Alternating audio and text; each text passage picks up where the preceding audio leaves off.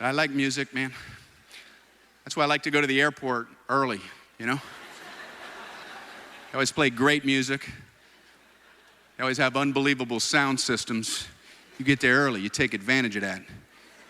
You just jam to the best music known to man. Occasionally there's an announcement, but other than that, you're just getting into the music, you know? Yesterday, would the gentleman who left a briefcase at the security area of Concourse C please return to claim your briefcase? And it seems like all unattended vehicles will be towed away at the owner's expense. Oh, I believe there's been a gate change for Flight 207. It'll now be departing out of Gate 19. Yesterday. I love that song. Takes my mind off traveling.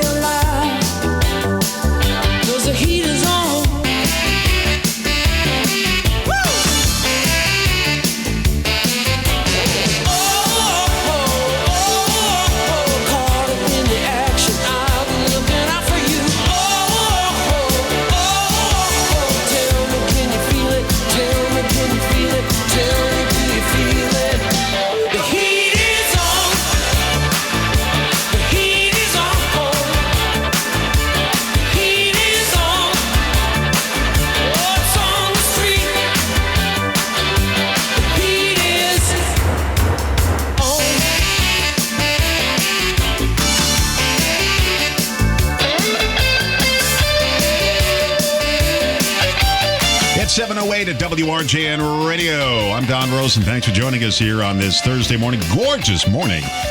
Clear sky. We're in the about 36 degrees. Sun is up. Oh, what a great day to be alive, huh? It's 7:08, and this is WRJN Historical Marker number 5. And a brief rundown of why I do these is because I was at a friend's funeral, and there was not, after 30 years in radio, no voice air checks of this man. In other words, there was nothing to prove he was ever on the radio in 30 years. And I said, I'm not going to let that happen with WRJN. So I'm trying to get all the people that are still alive. We're starting with the oldest people first, because those are the people. Tony Gazzana, our owner, was the first guy on there. And I told him that. I said, I'm going with the oldest people first because I can't count on you being around in years. And he said, well, I'm glad you appreciate me. Anyway, so we're at number 5 with Pete Ferrand. And you were afternoon host here for what years? Do you remember? Yes, I do remember. Hello there. And thank you for inviting me. Yeah. This is fun. It really was. It's like stepping into the Twilight Zone, isn't it? Basically, yeah. It seems long ago and far away. Yeah. It was from 2005 to 2011. So the last time you were in this building was... The last time I was in this building was much more recently because Racine County had its open day, and WRJN was a participant in that, and it was shortly after the place was sold from Bliss to Magnum, and the Carcos were still here and so forth. So that's when I was in the building, so I saw some of the changes. But it's been at least 6 years now, maybe 5-6 years. Yeah, when I came in here after 9 years, it was like an out-of-body experience. Because I was here for 24 years, then I was gone for 9. And now I was here before that because I used to meet with Lou Turner. We went out to lunch, and I used to pick him up here and stuff. But still, I mean, it's kind of a freaky thing to go back when you've been gone so long. And so Pete Ferrand was here, did Afternoon Drive, we called it, on WRJN Radio. And let's go back to a little bit before that. Where are you from? I am originally from New York City.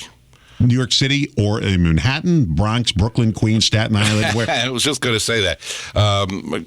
Was born in Queens. The first 12 years of my life spent in Manhattan, and then we moved to the South Bronx. So depending on whom I'm talking to, I can say, I'm from Manhattan, or, yeah I'm from the South Bronx. Yeah. Well, I was born in Manhattan, lived in the Bronx, but mainly grew up on Long Island. Yeah. My dad said, we're getting out of here. Yeah. Usually a wise choice, and a lot of people did. Little did he know, the house he bought in Massapequa would be 10 blocks from the Gilgo Beach killer, the serial killer. He lived 10 blocks from us. And then you had the Mary Jo Buttafuoco shooting by Amy Fisher, which was also in our town of Massapequa. Yes. And we had Carlo Gambino, the Godfather from Massapequa. Massapequa is a big place, really, geographically. Yeah. It covers a lot of area. My dad worked in New Hyde, Lake Success, New Hyde Park area for many years. Yeah, Queens, Long Island. North. Yeah. Well, on the North Shore. Yeah. So I was much more into the North Shore. People are confused that Queens and Brooklyn are physically on Long Island. Yes, and they're counties officially. Right, but they're not. When you say Long Island, you think of Nassau and Suffolk County, which are the more uncity-like areas. But yeah, they're physically on Long Island, I guess. I hate when people say, where are you from? Long Island. Well, Long Island, Nassau, and Suffolk County are 103 miles long. Could you, narrow it down a little bit? Yeah, I'm from Long Island. Right. There were 80 towns on Long Island. Which one are you from? Okay, so you're born in Queens. Yeah, and only a couple miles away from where Donald Trump was born. Yes, I know that. Yeah, my dad used to work with his father on certain projects. Yeah. Okay, so when did you get the radio bug? Oh, gosh. I was about probably 6 or 7 or 8 or something like that. Yeah, most people in radio were, yeah. Most people were, and most people in a lot of jobs. I had a doctor, and I mentioned this in some context to the doctor. He says, yeah, I knew I wanted to be a doctor when I was 9 years old. So there are a lot of jobs. A lot of people who have jobs who have this calling, and radio is one of the jobs you have to have a calling for, because otherwise you can't put up with it. But, the kids who were doctors said, I was playing doctor with my neighbor's kids there when I was 9 years old. We take off the clothes and I play doctor on them. Exactly. Yeah, but in radio, we all had basement radio stations. Yeah, I had an amateur radio station. You were that ham radio stuff. Yeah. I never got into that. I went to Lafayette Electronics, which we all did. Yeah, bigger electronics store on Long Island. They had everything. They were like the Best Buy of their day, but super Best Buy. They also had a lot of parts to build stuff with, and they were in Syosset. Their big store was in Syosset. On the North Shore, They had one in Queens. I don't remember Queens Boulevard area. But the one in Syosset was the big one. That was the headquarters, yeah. And I bought a radio transmitter, a little radio transmitter, and I hooked it up to my reel-to-reel recorder with my automatic reversing one, and I had a 24-hour-a-day radio station. Before that, I had a Remco Caravelle radio. Oh, yeah. When I was about 8 or 9 years old. Those show up occasionally on eBay. I got one. You got My one? son got me one. It was mint condition. Very good. Okay, so you got the radio bug, and when did you get on professional radio? On professional radio at age 17 at WHN, which used to be around. Huge radio station. Huge. Yeah, it was not well respected in the radio market. AM 1050. Because they were like number 9 or number 10 in the market, not number 1 or number 2. But still, it's New York City. But it was still a 50,000 watt New York City radio station. I was a summer engineer, they called it at the time, summer relief engineer, and I did the overnight shift, which is what I liked doing. That's the one I would pick. And it was a lot of fun, and I got to meet all these people and see how it worked, and said, my major market isn't all that great. The pay was good, but... You know what? And a lot of radio people realize that. They fight to get to the major market. When they get there, they realize it's the same as the smaller market, but with higher wattage. And that's about it. No, actually, I would disagree with that. It's more of a competition and more backbiting... more just general negativity and so forth. In the major market stations that I've worked for, which include over the years the WHN, WHDH in Boston, a station whose co-editors I can't recall now in East Providence, Rhode Island. There's a lot of this backbiting going on and a lot of negativity. It's just, it's not Really? pleasant. I was very lucky. I had backbiting at every station I worked at. Yeah, right.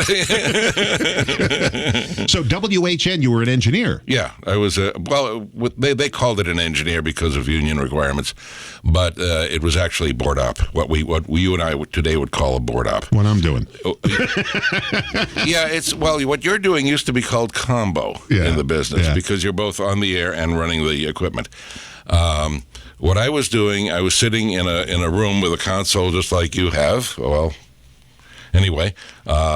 This RCA console, and then there was an announcer in an adjacent room, and we looked at each other through the glass. Some big names came from there. Now, when you were there, they were probably what they call middle-of-the-road music. Absolutely. They later became country and became a huge powerhouse in New York City, WHN. It absolutely did, and then it turned to sports and religion and went down whatever. It no longer exists in any state. Yeah. But so where'd you go from there? And HN was on 400 Park Avenue, by the way, next to the Lever Brothers building, which is famous for architectural reasons. I would look out the window and see this amazing building. So I was taking the subway at close to midnight which was a trip and a half also because I would commute by subway. So where'd you go from there? We went from there to Mount Kisco. Now, Mount Kisco's just outside Manhattan. It's about 30 miles north of the city. And I would commute by Penn Central, the late lamented Penn Central Railroad. WVIP? No, the other one. That's the only one I know in Mount Kisco. Yeah, and that's gone away too, I think. Yeah. WRNW was the call letters, and we have a WRNW now, I think, or did recently here. In Milwaukee, Milwaukee, The 97 FM. They've picked up the call letters, but that station later on moved from Mount Kisco to Spring Valley. No, it moved south to I can't think of it right now. It's at our age, the pressure of thinking sometimes and coming up with words sometimes disappears. It went to a place that Briarcliff Manor, and Howard Stern worked there. That was his first commercial station. Right, Briarcliff Manor, right. Howard Stern talks about that all the time, how he got started. He played an air check. Oh, really? From there. He was awful. He was just terrible. I mean, I listened to air checks of myself in my first radio job, and they're awful. Sure. Yeah. You always say, how was I employed at this company? What cocaine high was he on when he hired me? Pete Ferrand is here. It's WRJN Historical Marker number 5. We'll talk about his years here at WRJN coming up shortly. First, we got to work our way here because we plucked this guy out of New England when we found him. Yes, you did. That's coming up in just a moment. 7:18, make it 7:19 and now. WRJN Radio. Cloudy today with a high near 43. Mostly clear right now, 36 degrees.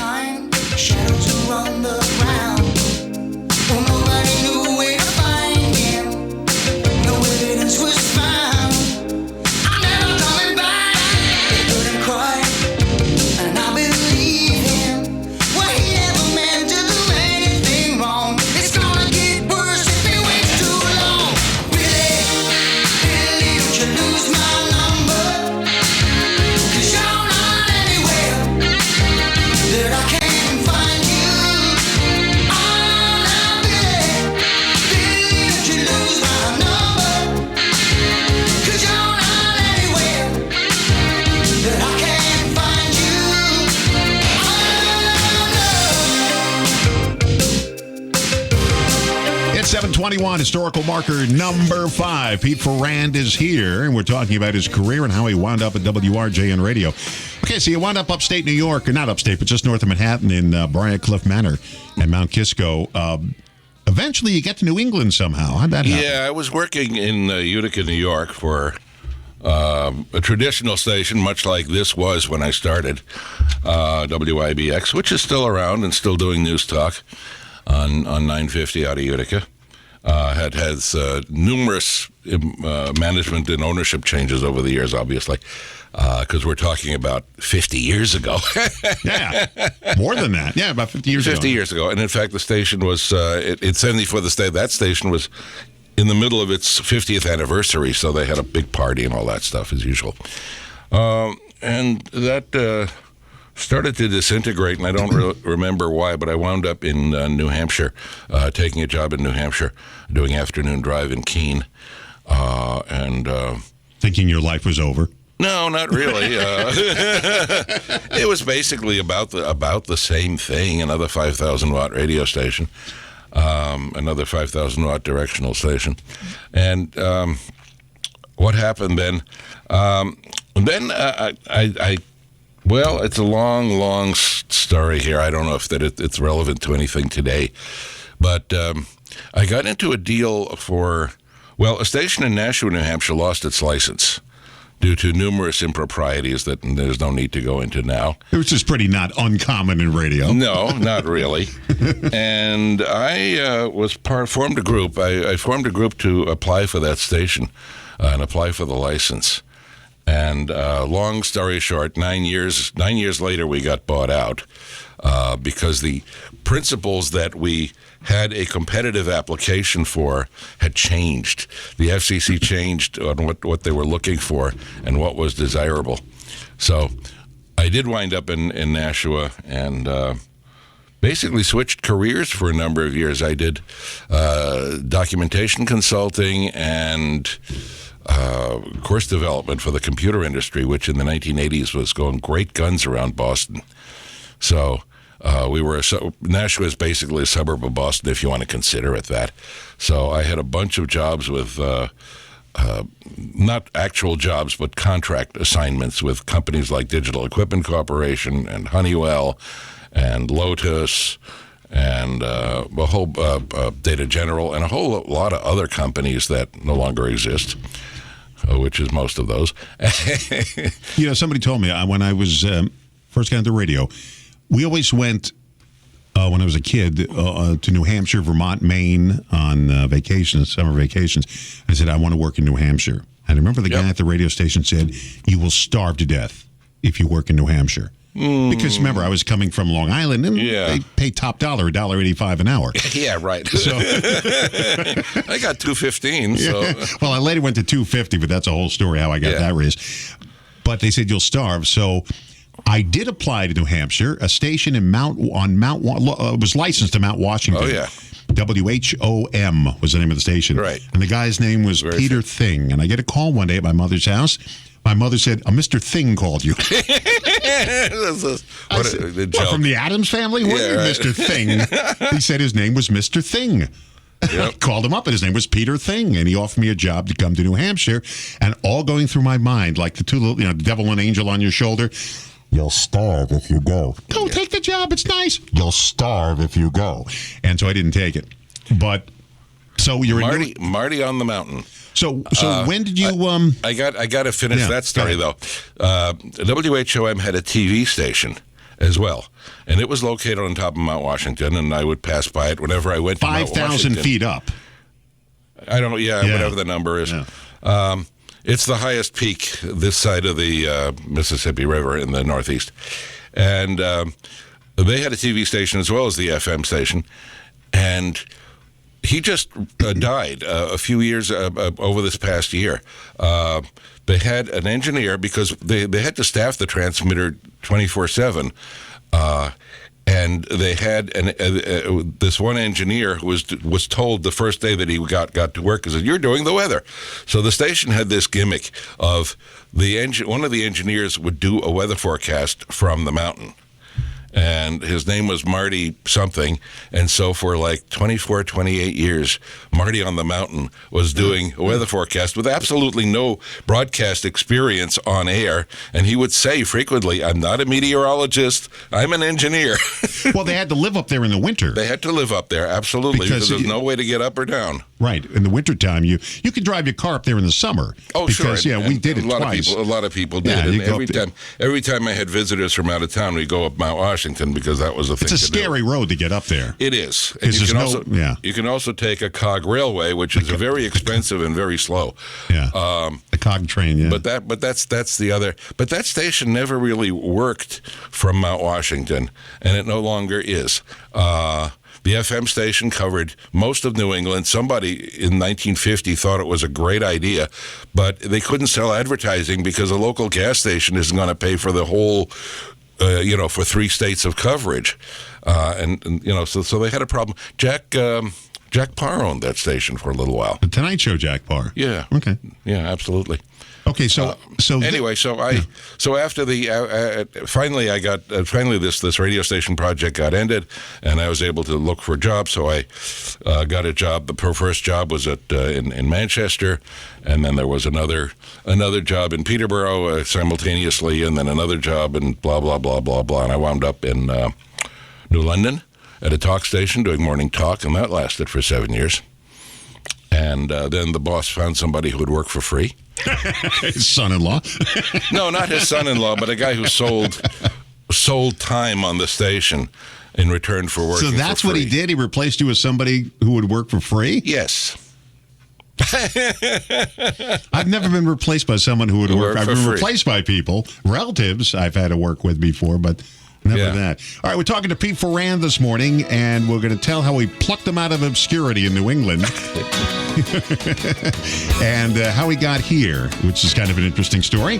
That's coming up here at WRJN Radio on our historical marker number 5 today.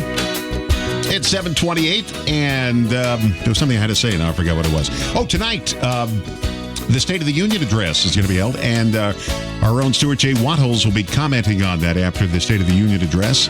So be listening for that here at WRJN. Hometown Radio Refreshed, a civic media station.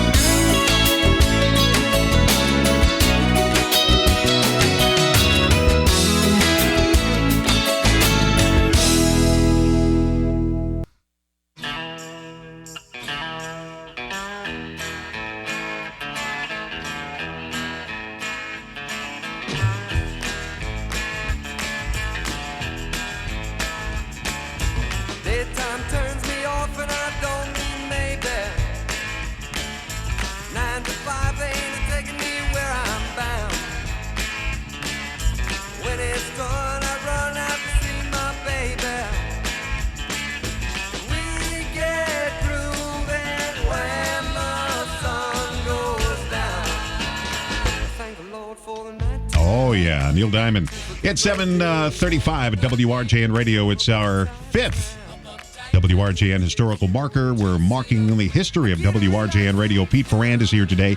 So, you come to WRJN, we pluck you out of obscurity in New England.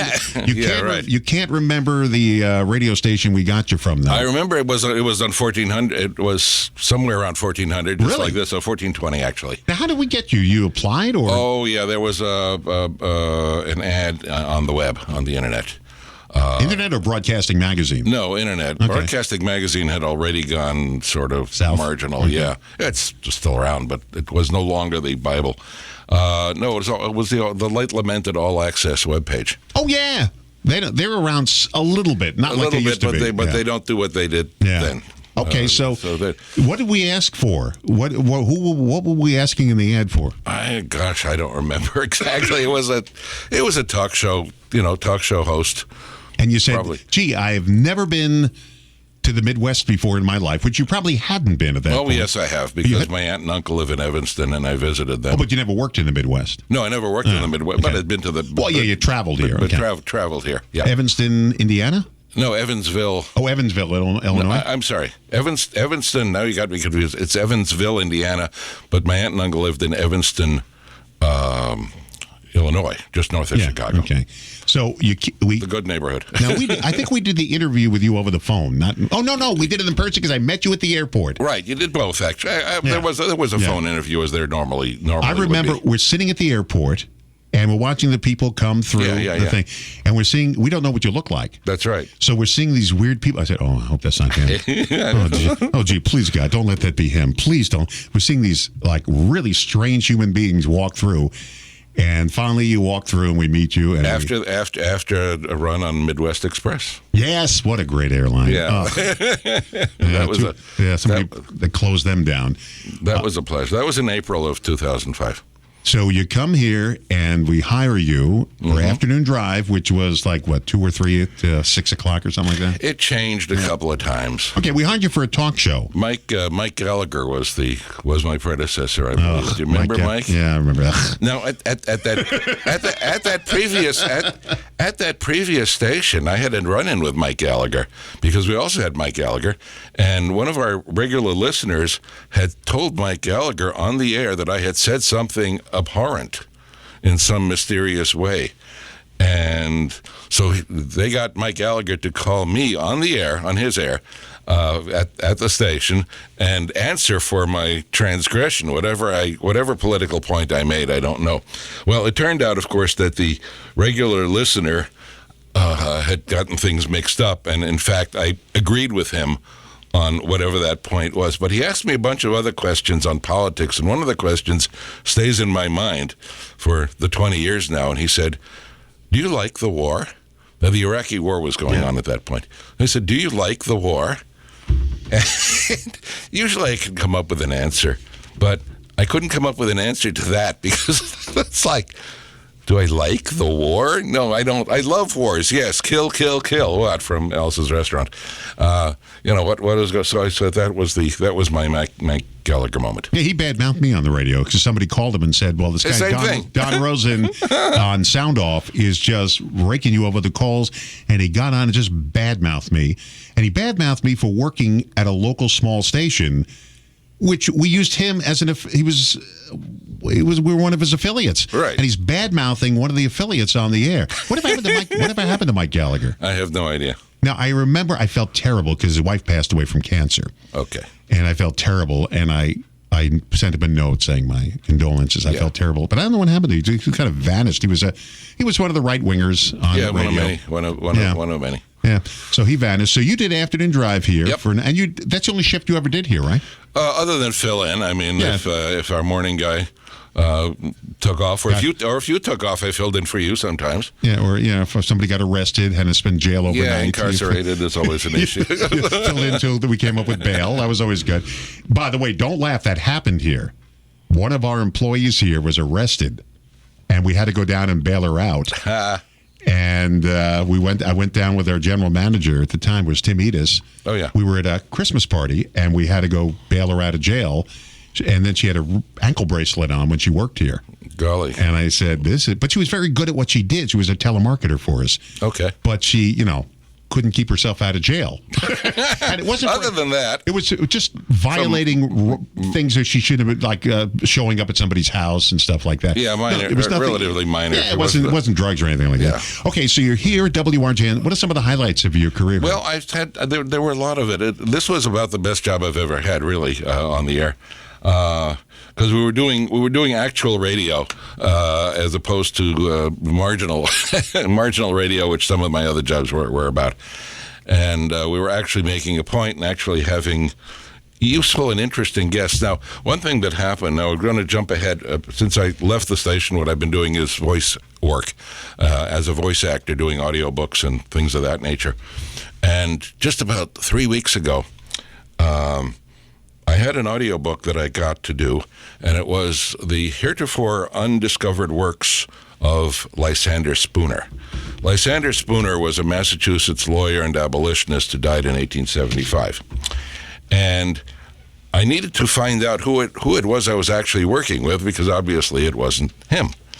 So I Googled the guy's name when I found it from the webpage that I was working with, and I found that this guy that I was working with now had written an article about Yuri Maltsev, in 2011. And I said, Yuri Maltsev, golly gee, he was one of my favorite guests. Yuri Maltsev was an economist who worked for Mikhail Gorbachev in setting up the economy of Russia after the Soviet Union broke up. He later escaped, wound up at Carthage as a professor, and I found him there, and he was here several times on the air talking politics. And so I wrote to my new client with the audiobook, and I said, I know Yuri Maltsev. He was a regular guest, etc. And the guy said, that's utterly amazing. I never met him, but I've listened to every one of his lectures that are on YouTube or whatever it was. So I said, okay, that's an interesting context. Now, Yuri unfortunately died last year. So, but he was here on WRJ. Was he ever in the building? Oh yeah. He would always come into the building. Oh wow. Okay. Yeah, he was a lot of people did, and that was always my preference if people were willing to show up. We had a couple other professors from Carthage as well show up. We had a number of interesting guests. I had Judge Napolitano on whenever he had a book to flog. Oh yeah, the hanging New judge. Jersey. Yeah, right. Yeah, right.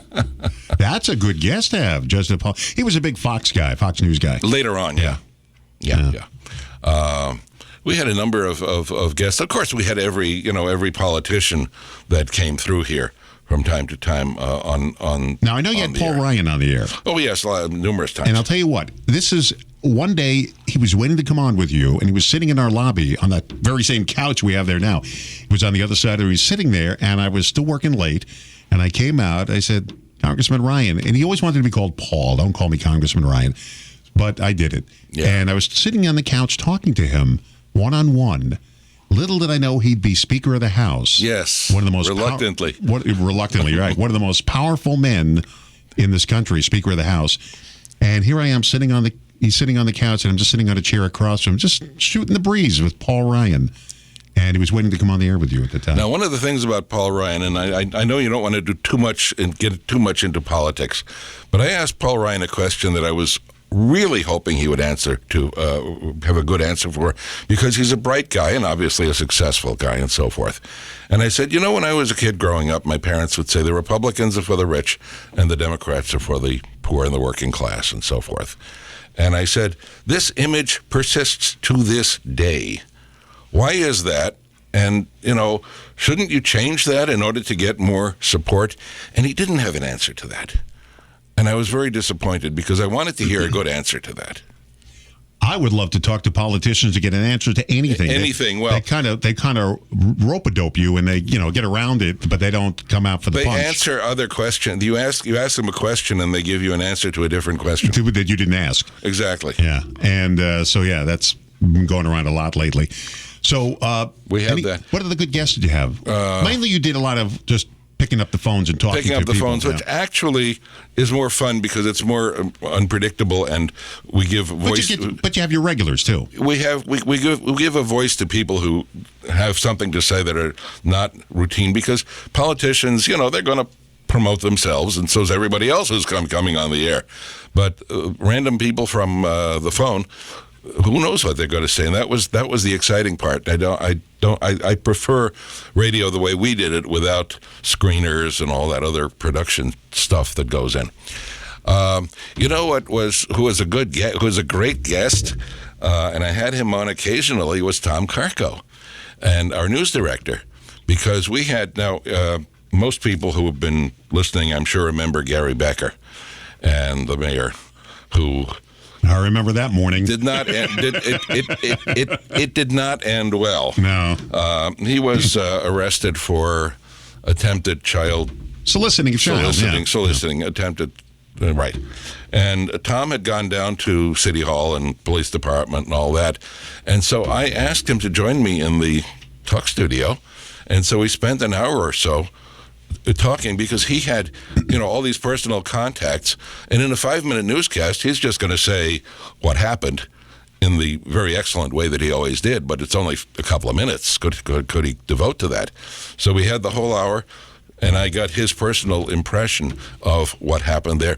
And in ensuing years, he was able to come into the studio occasionally. Like I said, it wasn't a regular thing, but when there was a big story developing, he would spend time with me, and we would talk about the details from his point of view.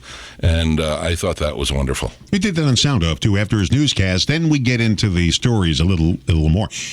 He was my first guest I had here when I came back. Wow. He is the station historian. Yes.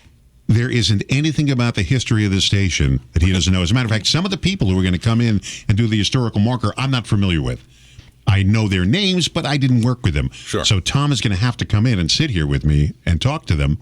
You know, you can interview people, but I'd rather have somebody who can say, do you remember with a time you did? I won't remember that time because they were before me. But Tom is the station historian, and it's so great to have him as a reference to everything. He's a treasure to this radio station's history. So he was my first guest. So that stands out, and we had some topics that stand out. We had the Kenosha, Racine, Milwaukee train project. Do you remember that? Which is still going on. Which is still going on, and which the mayor was talking about it. Yeah, KRM. And I remain convinced that my original point of view was correct, which I usually am because I don't change my mind very often. But I keep saying, if this is going to work, why don't they just set up a bus service to run this route?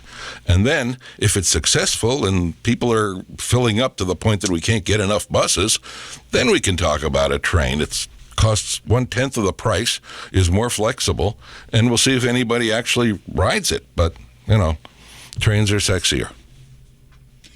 They're still working on that. And when the mayor was in here, I said that they were working that when I moved to Wisconsin in 1980. Right. They were still talking about that train thing.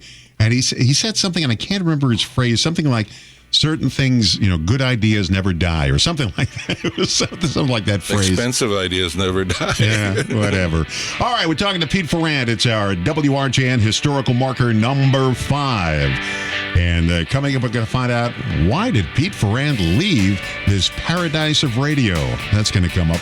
And what he's doing today as well. So that's straight ahead here. WRJN, Hometown Radio Refreshed. We're at 1400 AM, 99.9 FM, and 98.1 FM.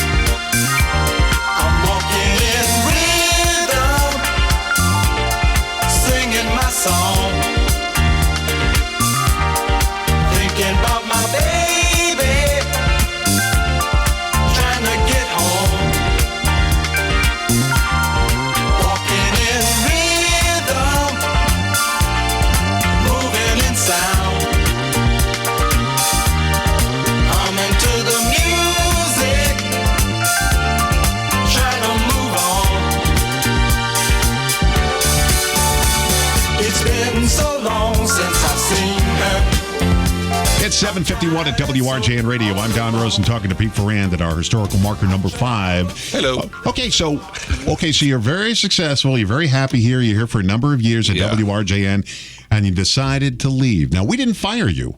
No.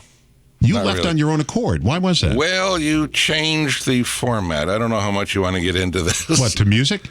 No, not to music. What did we do? Wanted to go to an all-news format, or at least so you told me. That never actually happened as far as I know. But that's what you told me. I must have lied to you because I don't think we ever went to an all-news format. I don't want to get into an argument over this, but went to an all-news format without the local talk. or at least that's what I told. And I said, no, I can't really do that. I'm not a newsman. Don't make me a newsman. It's been tried before and it hasn't worked. And so I said, I can't work. I can't work. And the very lovely and talented Ted Elin took over. But we never went to an all news format. I know that. But what? But that's what you told me you wanted to do. I don't know. We want to get into this. Maybe more news oriented. We were always news oriented. I know. I don't know. So you decided to leave here, and this is your last radio job, right? Yes, this is the last radio job. Okay, and I kind of got tired of the whole. Anybody who follows radio knows that radio has changed dramatically, mm-hmm. Yeah. And there wasn't much left that appealing. And then I didn't really want to move again and do all that. Now I did have a really interesting job offer from not a radio station, but a TV station in Delaware, a place that I have been to very, very, very briefly, know nothing about, really. But what they wanted me to do, and they were ready to fly me out and everything, this was a Fox affiliate, they wanted to do a morning radio-type talk show on TV. And it would be from like 6 to 9 or 6 to 8 or something like that, and with guests and phone calls and that kind of stuff. And that's what they wanted. And well, Don Imus did that for a while on TV. Yeah, but he was already on MSNBC. That's what he was, the morning guy. He was absolutely. Maybe that's what they were looking for. I don't know. But I didn't want to really feel like moving to Delaware. And the way they had structured that job, it looked like it would be 140 hours of work a week. It just like most radio jobs. Yeah, exactly, and like most non-union small TV stations or radio stations. So I said, not really. So what else can I do? And I went into being a voice actor, and primarily audiobooks, but also commercials. And that's what I continue to do now, years later. I've done over 150 audiobooks. Do we know any of the titles? I doubt it, but you can look it up on audible.com with my, as Pete Ferrand.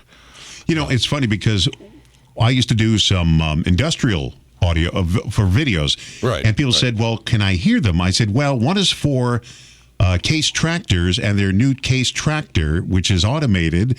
Unless you plan on buying a tractor, you probably won't hear the demo. Right. But it was those type of things that nobody would ever hear unless you're buying a tractor. A lot of what I've done has been on YouTube.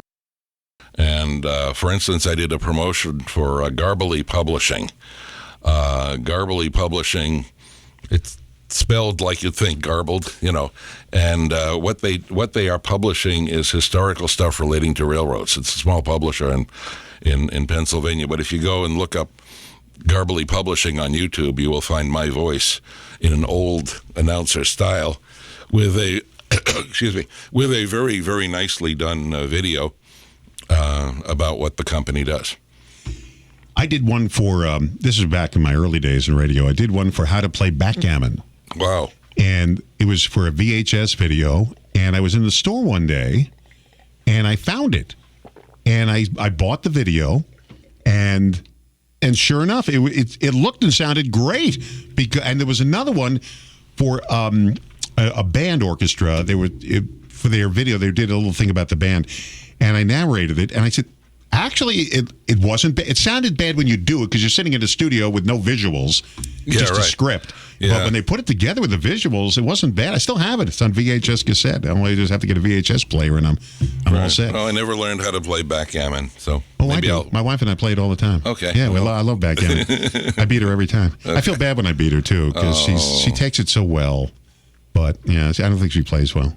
Anyway, so now you're still doing the audiobooks. I'm doing audiobooks. Which is great because you can do that from home, right? Absolutely. It's all done from home. I mean, it would be nice. It'd be nice to go down to a nice, expensive studio in Chicago with a director and an engineer just like they did 30 years ago. But that hasn't happened. And it's not something I really am pushing for. I think Mark's studio in Milwaukee, only once I went to a professional studio outside a radio station to record a commercial, and I didn't like the experience. because when you're doing it by yourself, you can do it. I will do it again and again. All day. But when you're dealing with these guys, all right, we like that take. We're going to take it. But I didn't like it. Well, I don't care what you like. Right, exactly. What you like is unimportant to me. It was for We Energies I did. Actually, Wisconsin Electric. It was before We Energies. So this is great talking to you. Do you ever think we'd be back together again on the radio in this radio station? You can never tell, right? And that's it. You can never tell. When I walked back in here again, it started November 1st. Tom Carco and Janet Hoff. Jan Carco was in here. And I said, did you ever think we'd be sitting together in a studio on this radio station again? And they both said no. But it's good seeing you again. You look great. You sound. Thank you. Your voice sounds just as you did when you were here. Oh. It hasn't changed. I interviewed Bob Barry recently. He was the king of radio in Milwaukee back in the 60s. He interviewed the Beatles on the air, the Rolling Stones. His voice sounds the same as he did when he was back in the 60s. I couldn't believe it. You know, if you take care of your voice, you don't smoke and drink, you know, you'll sound good. So good seeing you, friend. Thank you. I love Pete Ferrand. Thank you very much. Historical marker number 5. Who's going to be number 6? Got to keep listening for that, and we'll tell you. I'm Don Rosen. We'll do it again tomorrow morning, 6 a.m., bright and early here. WRJN Hometown Radio Refreshed, a civic media station at 1400 AM, 99.9 FM in Racine, and 98.1 FM in Kenosha.